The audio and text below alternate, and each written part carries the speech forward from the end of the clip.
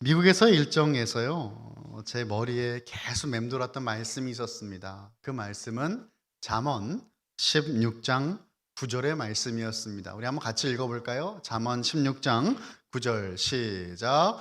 사람이 마음으로 자기의 길을 계획할지라도 그의 걸음을 인도하시는 이는 여호와시니라. 아멘. 믿으십니까? 아멘. 그렇습니다. 우리가 했던 계획들이 다 이루어지면 얼마나 좋을까요? 그런데 하나님께서는요, 우리의 계획을 우리의 계획대로 인도하시는 것이 아니고 하나님의 뜻대로 인도하시는 줄 믿으시길 바랍니다.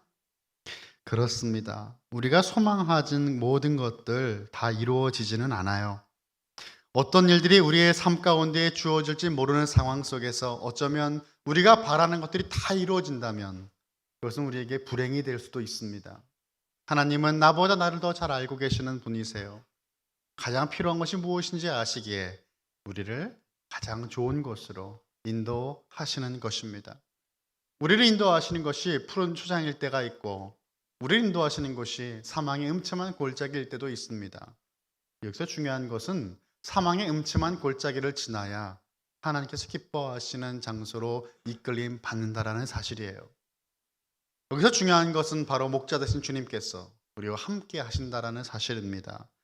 우리에게 가장 좋은 것, 나는 이것이 좋지 않다라고 여겨질지라도 하나님 보시기에 좋다 여겨주시는 그것을 믿음으로 오늘도 한 발짝 한 발자국 주님과 동행할 때에 하나님께서 우리의 마음과 생각을 지키시고 또한 평강의 평강으로 우리의 삶을 인도하실 것을 믿으시길 바랍니다.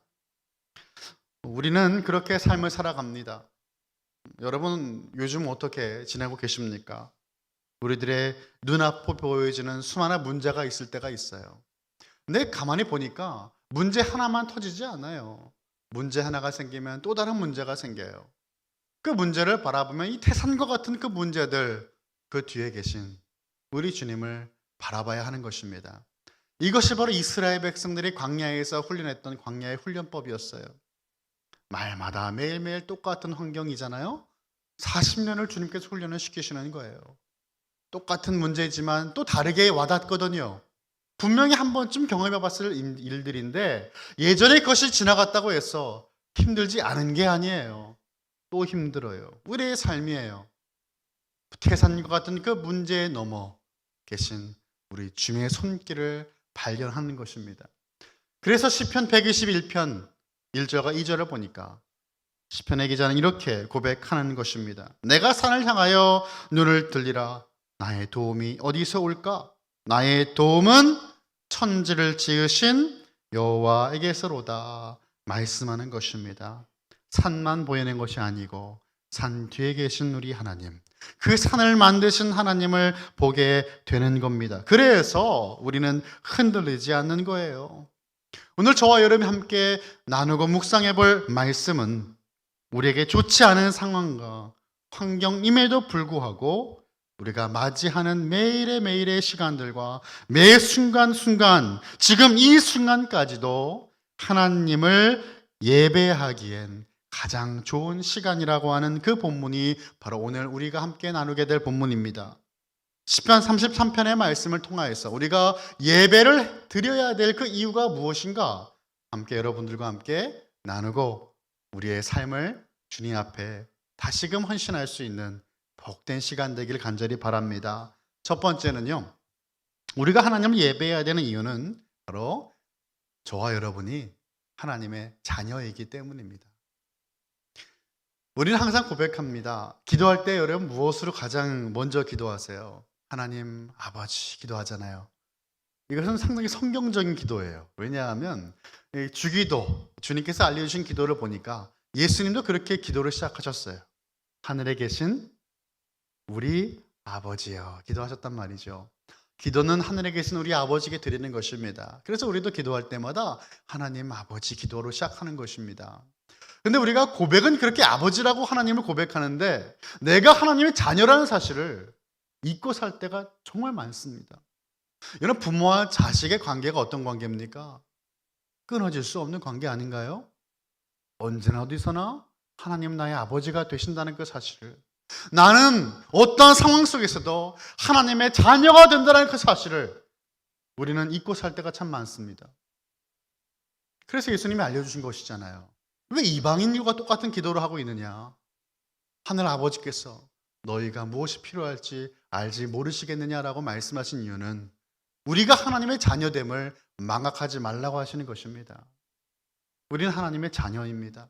하나님의 자녀예요. 우리는 하나님을 아버지라고 고백할 수 있는, 하나님 아빠라고 부를 수 있는 그 존재가 바로 하나님의 자녀인 저와 여러분이라는 사실이죠. 자녀이기 때문에 우리는 하나님께 당연히 예배를 하는 것입니다. 여러분, 오늘 본문의 1절의 말씀 한번 같이 읽어보면 좋겠습니다. 시작. 너희 의인들아 여호와를 즐거워하라. 찬송은 정직한 자들이 마땅히 할 바로다. 아멘. 오늘 말씀 보니까요, 성경이 의인과 정직한 자를 함께 소개하고 있는데, 의인은 어떠한 사람들인가요? 의인은 하나님께서 의롭다라고 칭해 준 사람들이죠. 다시 말하면 하나님과의 바른 관계를 맺은 사람들이 의인이에요. 그렇다면 정직한 사람은 누구입니까? 정직한 사람은 하나님의 성품이 정직이잖아요. 하나님의 성품이 거짓이 없으신 정직입니다. 정직한 사람은 하나님의 성품을 닮은 사람들입니다. 예수 그리스도를 믿음으로 하나님께 의롭다라고 칭해지고 하나님과의 바른 관계를 맺은 사람들은 이제 예수님으로 말미암아 깨어져 버리고 잃어버린 그 하나님의 형상이 회복되는 거예요. 예수님을 믿음으로, 예수님과 하나됨으로, 연합함으로 그 깨어진 형상이 회복되는 거예요. 하나님의 성품이 함께 회복되는 것입니다. 그러니까 정직한 사람은요, 그냥 거짓말 안 하는 사람이 아니고 하나님과의 그 관계 속에서 살아갈 때 하나님의 성품이 회복되는 사람, 하나님이 나타나는 사람, 예수님 닮은 사람, 그 사람이 바로 성경에서 말하는 정직한 사람이라고 하는 것입니다. 예배는 의인들과 정직한 사람들의 의무입니다. 하나님과 바른 관계를 맺은 사람들, 하나님의 자녀들은 세상에서 하나님을 찬양하며 높여요. 예배는 그래서 우리들의 창조 목적입니다. 우리가 익히 알고 있는 말씀을 한 번 더 읽어보겠습니다. 이사야서 43장 21절의 말씀입니다. 우리 한번 같이 읽어볼까요? 이사야서 43장 21절 시작. 이 백성은 내가 나를 위하여 지었나니 나를 찬송하게 하려 함이니라. 아멘. 그렇습니다. 하나님 우리를 창조하신 그 목적이 바로 예배를 위해서다라는 것이에요. 하나님을 찬양하며 예배를 드림으로 우리가 하나님과 그 바른 관계 속에 살아가기를 주님은 원하고 계시다라는 것이에요. 결국 하나님을 예배하는 성도는 교회에서 예배 시간에만 찬양하고 예배하는 것으로 멈추는 것이 아니라 우리의 삶에서 하나님이 이루신 일들을 증거하며 나를 구원하신 예수님을 드러나는 그 모든 삶 전체가 예배라는 것이에요.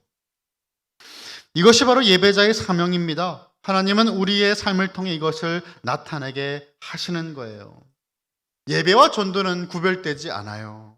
예배드리면 전도할 수 있고 전도하면 예배할 수 있어요. 이게 천국 백성의 모습이기 때문입니다.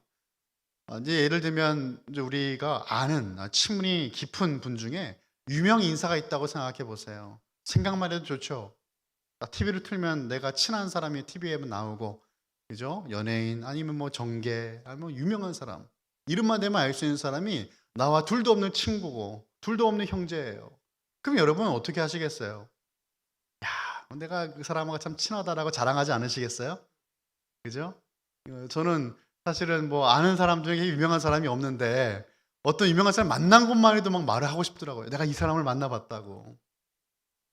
근데 여러분, 우리가 잘 알고 있는 사람도 그렇게 자랑하고 싶은데 내가 사랑하는 예수님 왜 우리는 자랑하지 않습니까? 우리 예수님 나의 친구라면서요. 주님 나를 왜 돌아가셨다면서요. 사랑한다면서요. 예수님을 온전하게 사랑으로 예배한다면 전도는 따라오는 것이고 하나가 되는 것입니다. 그러면서 우리는 참으로 재밌죠. 예수님을 믿고 살아가는 이 천국 백성의 삶이 어쩔 때는 너무나 당연하게 여겨져서 세상의 다른 것에 재미를 찾기도 합니다. 세상에 많은 것들이 재미있는 것도 있어요. 그런데 하나님을 예배하고 주님을 섬기는 것보다 더 즐거울 수는 없는 것입니다. 웨스트민스터 소요리 문답의 첫 번째 질문을 보니까 이렇게 질문이 되어 있습니다. 사람의 제일된 목적이 무엇인가? 이 웨스트민스터 소요리 문답은요, 그 당시에 중고등학생을 교육하기 위해 만들어진 문답서예요. 굉장히 쉽습니다. 질문과 답이 아주 쉬워요. 명료해요. 우리의 신앙교육에 참 많은 도움이 됩니다. 그중에 첫 번째 질문. 사람이 제일된 목적이 무엇인가? 사람의 제일된 목적은 하나님을 영화롭게 하는 것과 영원토록 그를 즐거워하는 것이다 라고 말씀이 되어 있어요. 하나님을 영화롭게 하는 것, 영원토록 하나님을 즐거워하는 것은 우리가 살아가는 목적이 되는 겁니다. 이것이 바로 예배예요. 제가 존경하는 목사님 중에 이 존 파이퍼 목사님이 계세요. 이분이 이제 쓰신 책 중에 열방을 향해 가라라고 하는 책이 있는데 선교하기 위해서는 이게 아주 교과서적인 책입니다. 근데 책을 보면 이런 문구가 있어요. 제가 뭐 자세히 다 모든 것을 인용하지는 않겠지만 우리가 성도들이 이 교회가 선교와 전도가 항상 목적 지향이라는 것이에요. 근데 그 목사님은 좀 다르게 이것을 해석합니다. 우리가 선교하는 이유, 전도하는 이유는 아직까지 수많은 사람들이 예배를 드리지 않기 때문이다라고 증거하는 거예요. 저들이 예배를 드리지 않기에 예배를 드리게 하기 위해서 우리는 복음을 전한다 라고 설명을 합니다. 어쩌면 이것은 굉장히 당연한 것인데 우리의 생각을 전환시켜주는 문구가 되는 거예요. 전도를 해야 되고 선교를 해야 되는 이 모든 것이 사실은 무엇을 위해서? 예배를 위해서. 예배를 드려야 되기 때문에 아직 하나님이 누군지 알지 못하는 저들을 향하여서 예배를 예배자로 세우기 위해서 우리가 전도도 하고 선교도 하는 것이에요. 저와 여러분의 가장 최고의 목적, 우리가 지어진 바 된 그 목적은 바로 예배입니다. 하나님을 즐거워하며 예배하는 것은 결국 우리의 삶에서 나를 구원하신 주님께 감사하며 내 주변 사람들에게 그분을 알리는 것까지를 포함합니다. 이것은 우리의 의무고 특권이에요. 하나님과 특별한 관계를 갖는 이들만이 누릴 수 있는 기쁨인 것입니다. 3절 말씀도 한번 읽어보면 좋겠습니다. 같이 읽어볼까요? 3절 시작. 새 노래로 그를 노래하며 즐거운 소리로 아름답게 연주할지어다. 아멘. 여기서 나오는 새 노래라고 하는 뉴송은요, 이 뉴송은 새롭게 만들어진 작곡 작사가 된 그 새 찬양만을 의미하지 않아요. 물론 문자적으로 이것이 정말 새로 나온 찬양일 수도 있겠지만 여기서 말하고 있는 의미하는 새 노래는 하나님의 은혜를 새롭게 경험하며 나오는 반응이에요. 우리가 해야만 되기 때문에 하는 찬양이 있고 터져 나오는 찬양이 있어요. 아닌가요? 그렇잖아요. 한 번씩 다 경험해 보셨잖아요. 내 삶에 주신 은혜가 너무 커서 이게 목소리가 터져라 찬이 나오지 않을, 견딜 수 없는 그런 순간들이 있어요. 새 노래는 그런 것입니다. 날마다 새로워지는 마음으로 나에게 주신 은혜가 너무나 감사해서 터져나오지 않을 수 없는 그 노래가 바로 새 노래예요. 시편 96편 1절과 2절입니다. 한번 또 우리 한번 화면을 보시고 같이 읽어볼까요? 시작. 새 노래로 여호와께 노래하라. 온 땅이여 여호와께 노래할지어다. 여호와께 노래하여 그의 이름을 송축하며 그의 구원을 날마다 전파할지어다. 아멘. 새 노래로 하나님을 찬양하고 노래한다라는 것이에요. 하나님께서 창조하신 만물 속에서도 하나님을 찬양하라라고 선포하고 있습니다. 여러분, 세상에 참 많은 소리가 있잖아요. 바람 소리도 있고 물소리, 새들 소리, 곤충들의 여러 소리들이 있는데 그 모든 만물들이 주님을 찬양하고 있다는 것을 우리는 망각하고 있을 때가 너무나 많아요. 어제 우리가 이제 새벽기도 후에 교육자들하고 회의를 했습니다. 이제 간만에 모여서 이제 교회 여러 가지 일들과 또 이제 기도 제목들을 나누고 회의를 하는데 제 기도 소리가 들리는 거예요. 또 분명히 본당이 비어 있는 걸 다 확인을 했고요. 불 다 껐는데 소리가 막 들리는 거예요. 그래서 제가 물어봤어요. 아직 교회에 누가 계십니까? 그랬더니 아무도 없다는 거예요. 그 순간 어제 막 오싹한 거 있죠. 뭐 소름이 막 너 뭐지? 알고 보니 곤충 소리, 벌레 소리였어요. 은혜가 충만하면요, 벌레 소리도 기도 소리로 들립니다. 예, 뭐 찬양하는 것처럼 막 들리잖아요. 한낱 미물인 저들도 그렇게 하나님을 찬양하고 높인다면 하나님의 형상으로 창조된 바 된 저와 여러분의 그 모든 삶은 예배드리기에 마땅한 삶이 되어야 할 것입니다. 그래서 우리가 하나님께 노래하고 하나님의 거룩한 이름을 높이는 그 삶은 바로 우리의 라이프 스타일이다. 여기서 중요한 찬양의 내용이 나오는데요, 그의 구원을 날마다 전파할지어다 라고 말씀합니다. 새 노래는 하나님이 나를 구원하신 은혜를 새로운 마음으로 고백하는 것입니다. 우리는 하나님의 자녀이기 때문에 하나님을 찬양하고 예배하는 것은 당연한 일이에요. 자, 두 번째, 하나님을 예배해야 되는 이유가 무엇입니까? 성경 보니까요, 하나님의 정직한 말씀을 받았기 때문이다 라고 기록하고 말씀합니다. 하나님의 성품을 우리 성경에서 많이 찾아볼 수가 있는데, 오늘 본문 4절과 5절에 보니까요, 이렇게 말씀되고 있어요. 여호와의 말씀은 정직하며 그가 행하시는 일은 다 진실하시도다.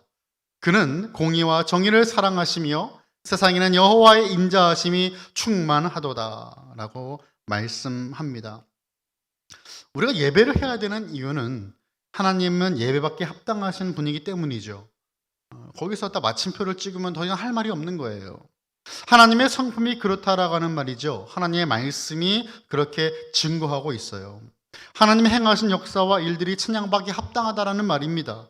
말씀 보니까 하나님은 정직하고 진실하다라고 말씀되는데 이 두 개의 표현은 사실 같은 의미죠. 근데 두 번에 반복한다라고 하는 것은 강조하는 거예요. 이 하나님의 성품을, 진실되고 정직한 하나님의 성품을 강조하고 있다. 우리가 하나님의 말씀을 믿고 신뢰할 수 있는 이유가 바로 하나님의 말씀이 정직하고 진실되기 때문이에요. 여러분, 정직하다라고 하는 말은 속임이 없다라고 하는 말이죠. 그 말에는 분명한 책임을 진다라는 의미도 있고, 그리고 그 말에는 속임이 없다라는 말도 있을 것입니다. 그런데 이 반대의 개념이 뭐예요? 이제 성경은 악인에 대한 표현을 할 때 간사하다라고 하는 말이 등장을 하는데요, 이 간사한 악인의 모습은 뭐 어떤 의미냐면 가면을 쓰고 자신의 이익을 위해 누군가를 의도적으로 속이는 악행을 벌이는 이들을 성경에서는 악인이다, 간사하다라고 표현합니다. 가면을 쓰고 내 마음에 있는 것은 나의 이익을 착취하기 위해서 이 사람을 속이는 것, 이용하는 것. 그런데 하나님은 그렇지 않다라고 하는 것이에요. 하나님 정직하시고 하나님은 진실되신 하나님이십니다. 세상의 거짓된 말들과 달리 하나님의 말씀은 정직합니다. 시편 33편은요 창세기 1장과 연결된 시편이에요. 그래서 하나님의 창조 말씀을 발견할 수가 있습니다. 하나님은 그 말씀으로 세상을 창조하셨어요. 하나님의 창조에 거짓된 다른 의도가 없습니다. 창조뿐만 아니라 하나님의 말씀이 정직하다라고 하는 것은 하나님께서 행하신 모든 일들과 계획, 그리고 하나님의 말씀, 모든 그 말씀의 목적이 분명히 이루어질 것이라고 하는 그 내포된 의미가 있어요. 여러분, 이제 성경을 보면은 이제 성경에 기록된 일들과 그 당시에 고대 근동의 설화들이 맞물릴 때가 있습니다. 이제 그 설화를 우리가 공부할 필요는 없어요. 그런데 이제 그 당시에 사람들이 이제 옛날 이야기 같이 신화처럼 익히 알려져 있던 그런 이야기들이 성경에서 발견된 데가 굉장히 많이 있어요. 저는 이제 이것을 자유주의 신학자들은 봐봐, 성경이 하나님 말씀이 아니야라고 주장하지만 저는 그렇게 생각하지 않아요. 하나님의 말씀이 진짜이니까 오히려 그것을 카피하는 것들이 많아졌다라고 저는 생각합니다. 근데 참 재미있는 이야기가 있는데요, 이 창조의 이야기가 얼마나 놀라워요. 우리가 어떻게 태어났고 생겼는지 사실은 현대 과학으로도 해결할 수 없는 일들을 우리는 말씀에서 발견할 수가 있습니다. 그런데 고대 근동의 이제 설화 중에 하나, 창조의 이야기를 보면 이런 이야기가 있어요. 이제 그 당시에 그 고대 근동의 그 신들 중에 하나가 사람을 만드는데 왜 사람을 만들었나라는 이야기가 있습니다. 왜 만들었을 것 같으세요? 자기 신들이 하고 싶지 않은 일들을 시키기 위해서 사람을 만들었다는 것입니다. 그러니까 부려먹기 위해서 만든 겁니다. 얼마나 이게 기분이 안 좋은가요, 여러분? 그래서 우리가 일을 하기 위해 존재하는가 말이죠.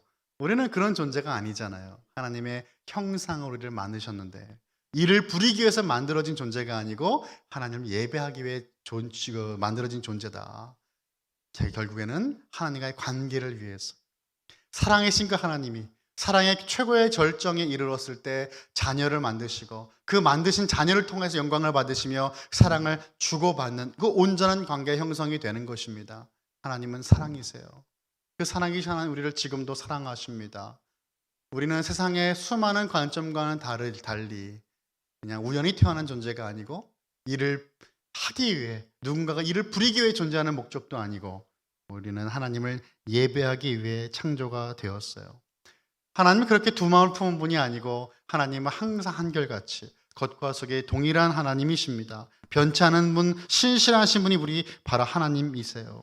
만약 하나님이 사람이 손으로 만든 우상들처럼 사람들을 속이고 변덕을 부리고 이용만 하려고 하고 심지어 마음에 안 들면 죽이는 그런 이기적인 잔인하고 포악한 신이라면 우리에게는 소망이 없는 겁니다.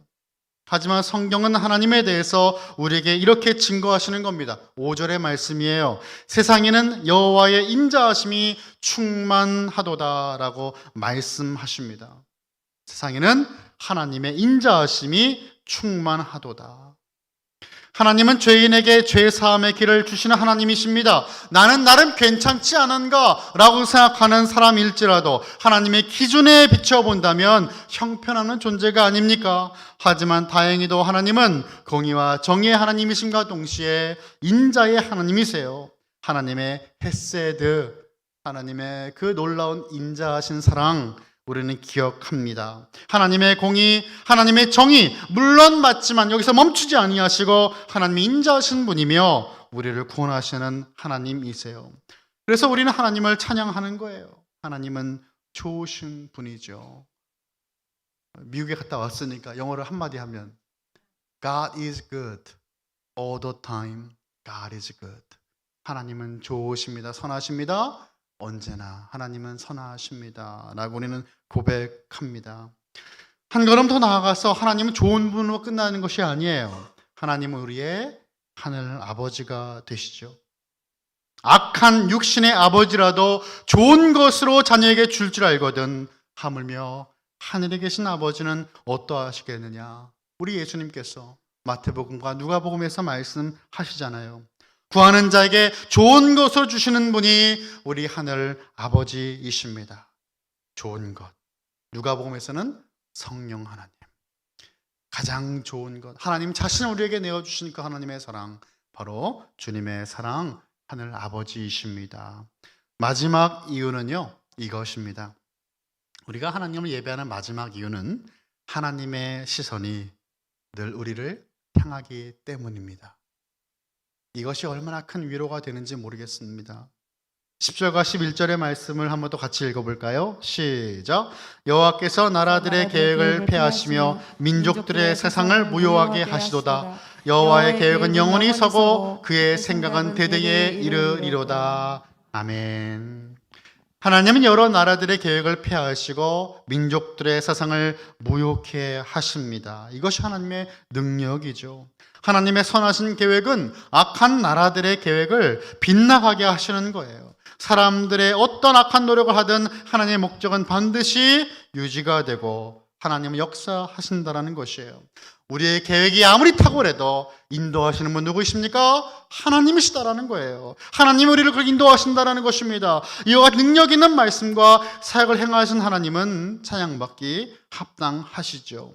우리 다음 주면 또 이제 느부갓네살 왕의 기록에 대한 기록, 우리 다니엘서를 또 말씀을 나눌 텐데, 우리 구약 성경을 쭉 보고 있지 않겠습니까? 하나님은 자기 이스라엘 백성을 통치하시지만 성경을 보니까 하나님의 통치는 이스라엘에만 국한되어 있지 않아요. 북이스라엘을 멸망케 한 나라 아수르였어요. 그런데 그 아수르를 멸망케 한 나라 바벨론입니다. 바벨론 기세 대단하지 않습니까? 정말 대단했어요. 당대 최고의 선진국 애굽도 무릎 꿇게 한 바벨론입니다. 심지어 이 바벨론은 남유다도 멸망시킵니다. 영원할 것 같았던 하나님의 성전을 무너뜨립니다. 아, 이 바벨론 영원했습니까? 아니에요. 바벨론도 무너집니다. 메데와 바사, 이 페르시아에게 멸망하고 말았어요.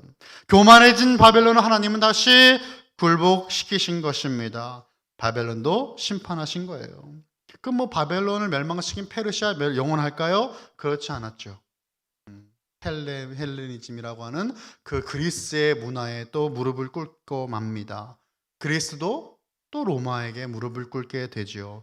하나님은 그렇게 제국을 세우시고 제국을 멸망시키시고 하나님의 모든 역사를 주관하신 하나님이심을 우리는 성경을 통해서 발견할 수가 있습니다. 이처럼 생생한 역사를 보면서 하나님이 어떻게 이 모든 역사를 인도하셨는지를 알 수 있게 됩니다. 그리고 하나님이 어떻게 세상을 지금까지도 이끄시고 주관하시는지 알 수가 있는 거예요. 사람의 계획은 무너질 수 있지만 하나님의 말씀과 다스리심, 하나님의 통치는 결코 무너지지 않는 것입니다. 하나님의 계획과 생각은 대대에 이르게 되죠. 세대를 넘어 또 다른 세대에게로 하나님의 역사는 흘러갑니다.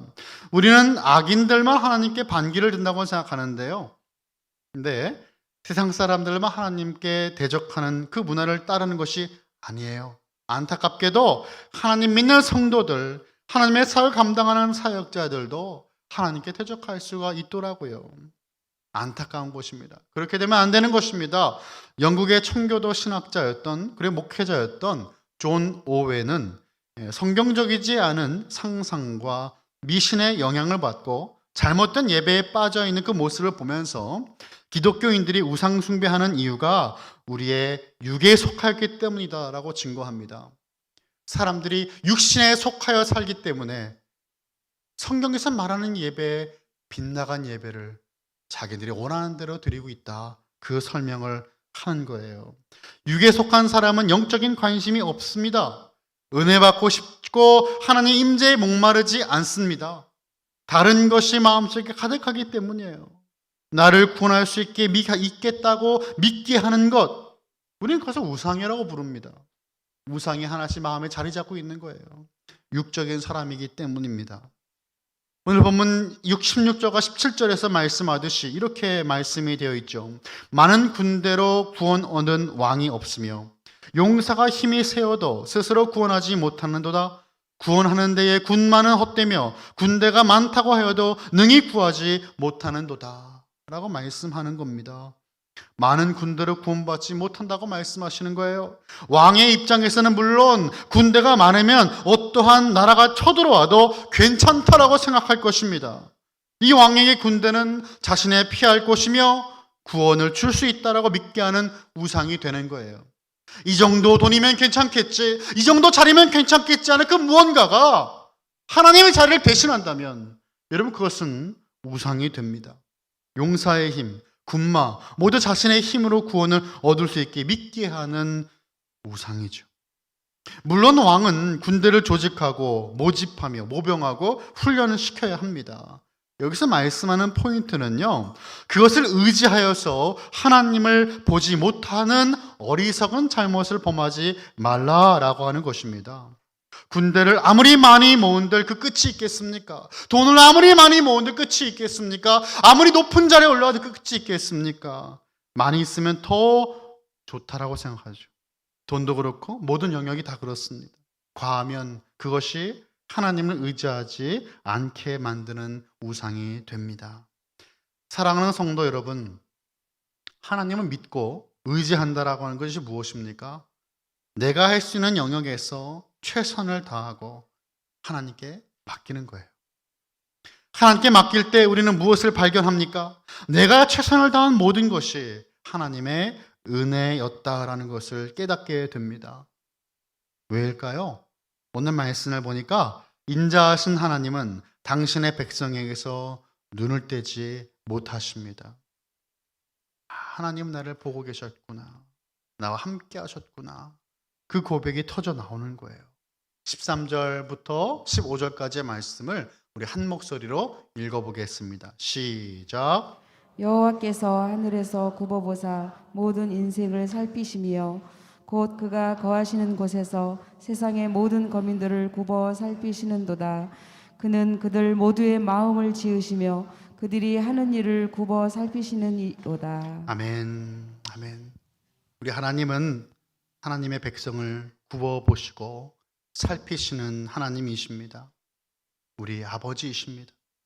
나에게 주어진 시간과 재능과 물질과 모든 삶에서 최선을 다하여 하나님의 사명을 이루어갈 때 이 모든 것이 하나님께서 허락하지 않으셨다면 아무것도 아니었구나 라는 것을 비로소 깨닫게 되는 겁니다. 내 삶에서 최선을 다하지 않으면 하나님의 은혜도 온전히 깨닫지 못하게 되는 거예요. 사람은 자신이 따라야 할 유일한 삶의 규범, 성경을 무시하고 자신들이 만들어낸 비성경적인 수준의 종교를 따르길 좋아합니다. 우상숭배예요. 하나님의 말씀만을 더욱더 붙들고 성경에서 말씀하는 하나님을 찬양하고 예배해야 되겠습니다. 우리가 하나님을 예배해야 되는 그 마지막 이유가 무엇이었어요? 하나님의 시선이 항상 우리를 향한다라고 하는 것입니다. 불꽃 같은 눈동자로 우리를 지켜 보호하신다라는 겁니다. 시선을 떼지 않는다라는 것이에요. 제가 이 말씀은 예전에는 그냥 그런가 보다 했어요. 그런데 제 딸이 이제 9개월이 됐잖아요. 이 아이가 이제 기기 시작하고요. 막 걸으려고 막 뭘 잡고 막 일어나려고 합니다. 막 소리를 막 내요. 엄마 아빠의 가장 큰 거짓말이 우리 애가 말을 했다. 저는 분명히 들었어요. 아빠 한 걸 들었는데 우리 와이프는 그게 다른 말이었다. 예뻐라고 한다. 아니다. 아빠 한다. 저는 이야기하는데 조용하면 불안한 거 있죠. 딱 보면 뭔가를 하고 있는 거예요. 하나님이 그 시선이 우리에게 항상 있다라는 것은 나를 그렇게 지켜 보호하신다라는 거예요. 우리가 나의 자녀를, 우리의 손주들을 계속 주시하고 보호하며 사랑하는 그 눈빛이 바로 우리 아버지의 시선인 것입니다. 제가 방금 소개한 존 오웨는 이렇게 말을 했어요.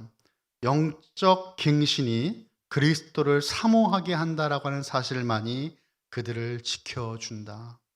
세상의 모든 빛과 온기가 태양에서 오듯이 모든 영적인 마음은 그리스도께로부터 온다라는 말을 하였습니다. 육에 속하여서 육적인 생각과 마음으로 세상에서 살아가는 것이 아니라 오직 예수님 안에 거하여 하나님을 향한 그 영적인 마음이 새로워지고 예수님을 더욱더 사랑하여서 우리의 삶에 하나님을 예배하고자 하는 그 열정과 그 마음이 멈추지 않는 저와 여러분, 우리 모든 칼빈의 가족들이 다 되시기를 예수님의 이름으로 간절히 축원합니다.